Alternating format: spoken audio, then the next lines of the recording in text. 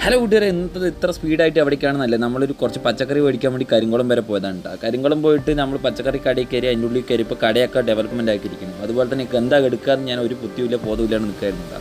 വേഗം സാധനങ്ങളൊക്കെ മേടിച്ച് മെല്ലെ വീട്ടിൽ കൊണ്ടുവന്നു. വീട്ടിൽ കൊണ്ട് അമ്മൻ്റെ അടുത്ത് കൊണ്ടുവന്നപ്പോൾ തന്നെ അമ്മ ഭയങ്കര ഹാപ്പി. അത് കഴിഞ്ഞതാ ഒരു സീരിയസ് വിഷയത്തേക്ക് പോയാലോ. ഇൻസ്റ്റാഗ്രാമിൽ ഒരു പാട്ടും കൂടി വന്നിട്ടുണ്ട്, ഡാൻസ് കളിക്കാൻ. നമുക്ക് കളിച്ചാലോ?